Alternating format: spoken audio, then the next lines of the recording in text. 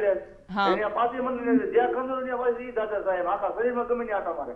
બરાબર. હા, આપણે બેન પાસેથી જાણી લઈએ કે એનો ઉપાય શું હોઈ શકે. ભાઈની વાત ખૂબ જ સાચી છે. હવે આ એકચ્યુઅલી એવું છે એમાં કે નખથી ભાઈ ખણતા હોય અને એ જ નખથી બીજી જગ્યાએ ખણે એટલે એકનું ઇન્ફેક્શન બીજી જગ્યાએ જાય, ચેપ લાગવાનું. આ એક પ્રકારનું ફંગલ ઇન્ફેક્શન છે જેને આપણે કહીએ કે ચીરકાલીન વ્યાધિ કે લાંબા સમય સુધી રહેનારો વ્યાધિ છે અને ખૂબ જ પજવે છે. તો આમાં ખૂબ જ જરૂરી છે કે શરીરની રોગ પ્રતિકારક શક્તિ વધારવામાં આવે.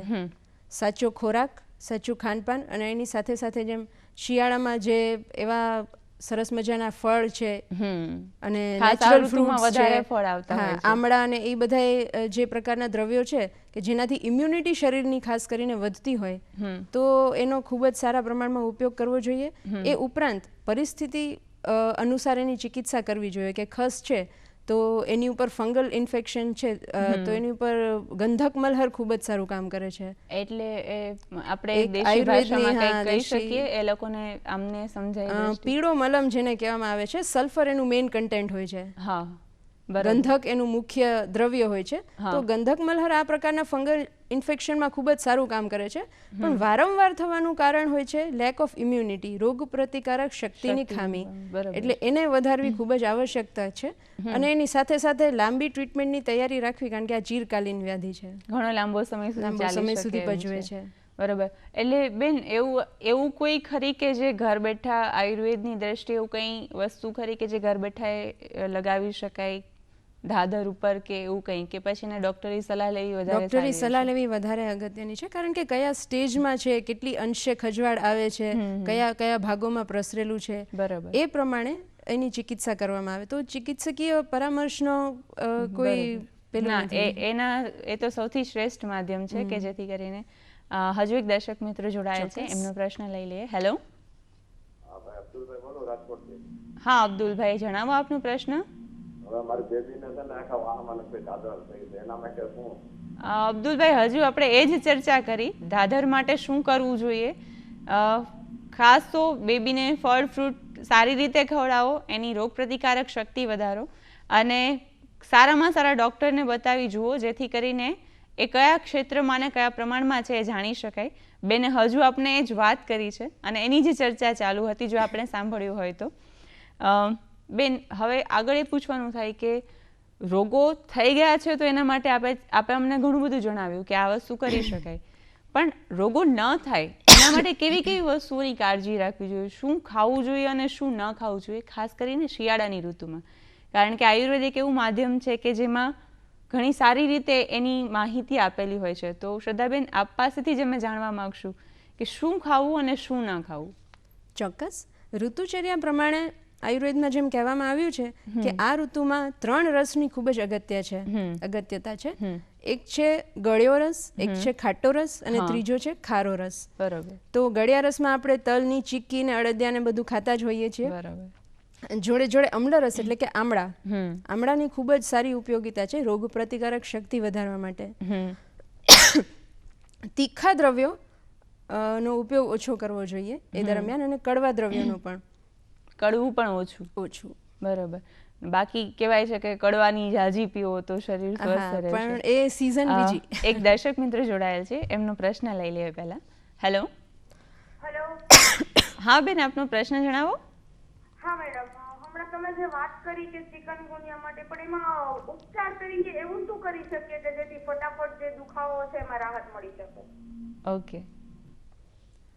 ઉપચાર બેન, એમાં કોઈ ઘરગથ્થુ ઉપચાર કેવો એના કરતાં સારું રહેશે કે તમે ચિકિત્સકીય પરામર્શ કરો. કારણ કે ચિકનગુનિયામાં ઘણી વખત એવું થતું હોય છે કે બીજા ઓર્ગન્સ જો અફેક્ટેડ હોય તો કોઈ પણ પ્રકારની ચિકિત્સા નુકસાનકારક થઈ શકે. બરાબર. જો વધુ પ્રમાણમાં પેઇન કિલર્સ લીધેલા હોય તો એની કિડની ઉપર અસર થયેલી હોય, એવા ઘણા પ્રકારના કોમ્પ્લિકેશન્સ જોવા મળતા હોય છે. તો ચિકનગુનિયાની ચિકિત્સકીય પરામર્શની સાથે જ ચિકિત્સા કરવી જોઈએ. હા, ઘરગથ્થુ ઉપચારમાં આપણે રેતીનો શેક લઈ શકીએ, સૂંઠ ધાણાવાળું પાણી કન્ટિન્યુઅસ પીઓ તો સારા અંશે એમાં રાહત થતું હોય છે. સાંધાના દુખાવામાં રાહત થતી જણાતી હોય છે.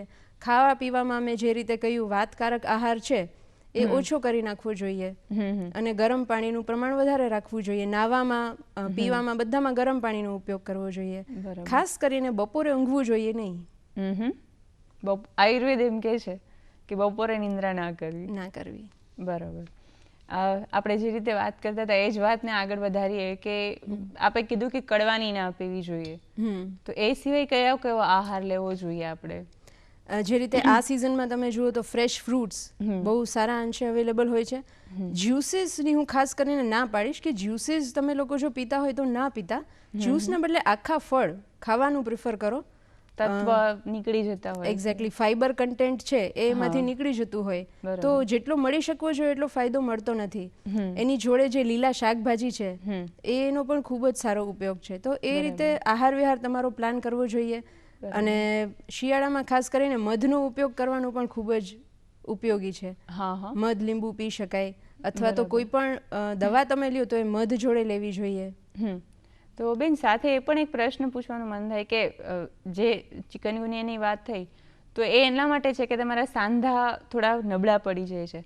તો સામાન્ય ખાલી રોગીઓને જ નહીં પણ સામાન્ય રીતે સાંધાઓને મજબૂત કરવા માટે આયુર્વેદ કંઈ સૂચવે છે કે આ ઋતુની અંદર તમારા સાંધાને મજબૂતી મળે, શક્તિ મળે, એના માટે કોઈ આહાર કે કોઈ પ્રક્રિયા કે કોઈ વસ્તુ? એના માટે મુખ્યત્વે વ્યાયામનો બહુ સારો રોલ છે. હવે બેન તમને સાવ સાચી વાત કહું ને તો exercise is the most underestimated health tonic. કસરતને આપણે ખૂબ જ અવગણીએ છીએ અને એનો બહુ ઓછો ઉપયોગ જેટલો થઈ શકે એટલો નથી કરતા. અને food is the most abused antidepressant. એટલે જ્યારે પણ આપણે કંઈ અપસેટ હોઈએ તો આડું અવળું ખોટું ખોરાક લેતા હોઈએ છીએ. તો જો આ બે વસ્તુ ઉપર આપણે કંટ્રોલ લાવીએ કે કસરત વધુમાં વધુ કરીએ અને ખોરાક ઉપર કંટ્રોલ ચોક્કસ રીતે વધુમાં વધુ રાખીએ તો ક્યારેય આપણને કોઈ પણ ઋતુમાં કોઈ સમસ્યા નડી જ ન શકે. બરાબર. આ ખૂબ સારી વાત કરી કે જે સૌએ જાણવા જેવી ને મગજમાં ઉતારવા જેવી વાત છે. ઇવન મને પણ ઘણી બધી વસ્તુઓ આમાંથી જાણવા મળે છે કે ખોરાક ઉપર કંટ્રોલ રાખી અને વધારેમાં વધારે કસરત કરે. કારણ કે આ ઋતુ એવી છે કે લોકોને કસરત કરવાનું ઓછું મન થતું હોય છે ઠંડીને લીધે થઈને. હવે બેન જેમ ખોરાકની આપણે લોકો વાત કરતા હતા તો સાથે સાથે એ પણ પૂછવાનું મન થાય કે દિવસના 3 ભાગ છે અને ખાસ કરીને અત્યારે શિયાળો છે તો ઘણી બધી વખત માવઠુંનો પ્રશ્ન રહેતો હોય છે કે ઋતુ પરિવર્તન થઈ જતું હોય છે. સવારે કંઈક અલગ ઋતુ હોય, રાત્રે કંઈક અલગ ઋતુ હોય. ચોક્કસ. તો આ દિવસના જે ભાગો છે એ ભાગો પ્રમાણે ખોરાકમાં કંઈ પણ ભિન્નતા હોવી જોઈએ કે ના હોવી જોઈએ એ એક પૂછવાનું મન થાય. એ જરા અમારા થોડી રીતે અમારા દર્શક મિત્રોને જણાવશો? ચોક્કસ. જે રીતે આયુર્વેદનો મૂળભૂત આપણે કહીએ 3 વાયુ, પિત્ત અને કફ ઉપર આધારિત છે. બરાબર. તો સવારના ભાગમાં વહેલી સવારે કફનું પ્રાબલ્ય હોય છે, મધ્ય બપોરના સમયે પિત્તનું પ્રાબલ્ય હોય છે અને રાત્રિના સમયે તમે જુઓ તો વાયુનું પ્રાબલ્ય હોય છે. એટલે તમે જોતા હશો કે વડીલોને છે સાંધાના દુખાવા છે, અસ્થમા છે, એવી બધી તકલીફો રાત્રે વધારે પ્રબળતા પૂર્વક એમને હેરાન કરતી હોય છે. તો ખાસ કરીને વાયુકારક આહાર ક્યારેય સાંજે ના ખાવો જોઈએ. ઉપરાંત કફકારક આહાર છે એ સવારે ના લેવો જોઈએ. આ જ રીતે અવસ્થા પણ કહી છે કે બાળકોમાં છે કફનું પ્રાબલ્ય હોય છે, યુવાનોમાં છે પિત્તનું પ્રાબલ્ય હોય છે. માઇગ્રેન જેવા પિત્તના રોગો, એસિડિટી જેવા પિત્તના રોગો યુવાનોને થતા હોય છે. કૃમિ જેવા રોગો અથવા તો કફ છે, સળેખમ છે, બાળકોને વધારે થતી હોય છે. અને અસ્થમા છે, સાંધાના દુખાવા જેવા વાયુના રોગો વૃદ્ધોને વધારે થતા હોય છે. તો આ દિવસની અવસ્થા, વયની અવસ્થા, બધી જ અવસ્થાઓને ધ્યાનમાં રાખી અને ઔષધિ અને ખોરાક પ્લાન કરવો જોઈએ. ખૂબ સારી માહિતી અમને આપી છે. દર્શક મિત્રો, શ્રદ્ધાબેનને અહીંયા આપણી સ્ટુડિયોમાં આવીને ખૂબ જ સારી રીતે આપણને સમજાવ્યું છે કે કઈ રીતે શિયાળાની ઋતુની અંદર તમારા ખોરાક ઉપર ધ્યાન રાખવું, તમારી વય પ્રમાણે, તમારા દિવસના ભાગો પ્રમાણે અને તમારા શરીરની અવસ્થા પ્રમાણે કઈ રીતે તમે કાળજી લેશો તો શરીરને ખૂબ સારી રીતે અને ખૂબ સ્વસ્થ રાખી શકશો. આશા રાખીએ કે ઘણું નવું આપણને જાણવા મળ્યું છે બેન પાસેથી અને એ દરેકનું આપણે સારી રીતે અમલ કરીને ખૂબ સ્વસ્થ જીવન જીવીશું.